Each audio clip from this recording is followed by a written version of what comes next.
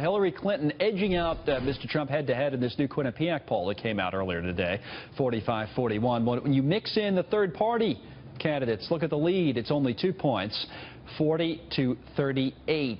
We have one of those third-party challengers here, along with his running mate. The Libertarian presidential nominee is Gary Johnson, and his running mate is Bill Weld, the former governor of Massachusetts, and Mr. Johnson's the former governor of New Mexico. So welcome to you both. Hey, I know thank you. You announced with Neil when you were running, and now, boy, you have a running mate, so you're not in this on your own anymore. Well, and role model for me, and really, wanting to grow up politically to be Bill Weld. So beyond my wildest dreams, expectations, I have pretty wild dreams and expectations. I'm sure you do, hearing some of your comments in the past. I want to talk to you about this poll in a second and how you guys might shake up the race. But why, Governor Weld, did you agree to get involved here? Well, Gary and I served together back in the 90s. I was a big fan of his. He and I were rated the two most fiscally conservative governors in the United States, even though we were both in blue states. We're both on the social side, we're tolerant, inclusive, liberal, whatever word you want. So we're running together. We like each other. We get along. We have the same views.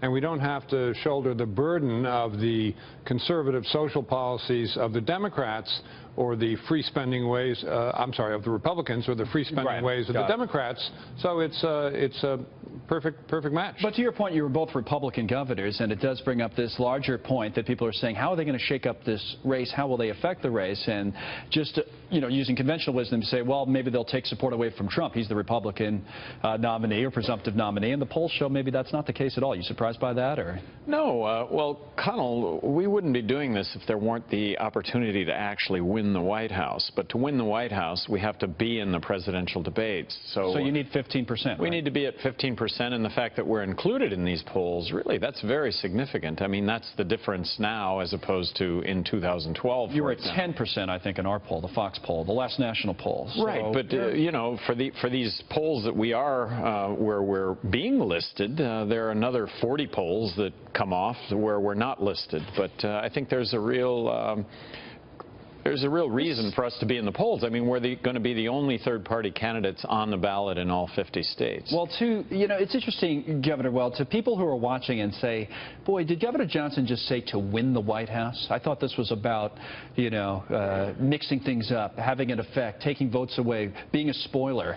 What do you make of that? Well, maybe most years you could say that of a third-party candidate. I tend to look at us as a third way, a third approach, as opposed to a third party. In a way, that's how Bill Clinton won in 1992. But you're not going to get to 270 electoral votes, are you? Well, if we get in the debates and show well, the polls show that between 40 and 55% of the American public agrees with our sense of the issues. And what we're up against is a duopoly, the entrenched position of the two parties. They're not going to go quietly, but in the 19th century, it took exactly 6 years for the Whig Party, which had been a dominant party with 3 presidents, to disappear, making way for the current Republican Party. Is that what's going on here? Something of a big time? Some people have actually talked about that, a huge political shift. Oh, no, I think you're going to see a paradigmatic shift, if not this election soon, but to what? This would seem to be the year. To two-party system goes away, or there's just a whole new two-party system? Well, I think most people in this country are libertarian. It's just that they don't know it. And speaking with a broad brushstroke, fiscally conservative, socially liberal, tolerant. Is there one party then that's going to be fiscally conservative and socially liberal, and another party that's something else? I mean, is that what we're going to end up with? In both Britain and Canada, you've seen a two-party system go to a three-party system temporarily, and then one settles out. Well, let me ask you about the three-party system then, because that is what we would have to deal with here. You guys would be a third party. Mitch McConnell was here last hour, the Senate Majority Leader, and I asked him about that, the chances of a third party. Of course, he's supporting now Trump, even though he doesn't love Trump. Well, you'll find out. Here he is. Let's watch. Hillary Clinton's going to be the Democratic nominee. Donald Trump's going to be the Republican nominee. You may fantasize about somebody else.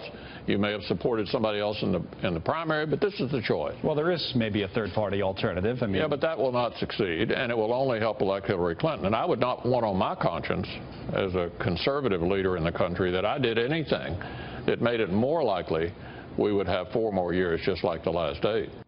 Governor Johnson? Oh, I love the fact that he says a third party won't succeed, and he's referring to us.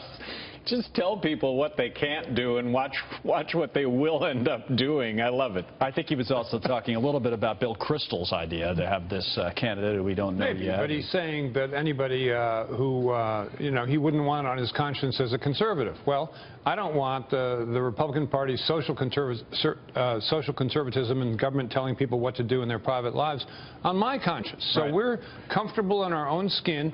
We're both two-term governors, successful, economically conservative, in blue states. What's not to like? I mean, I would think that team, if you described it, didn't know the names, would deserve a seat at the table.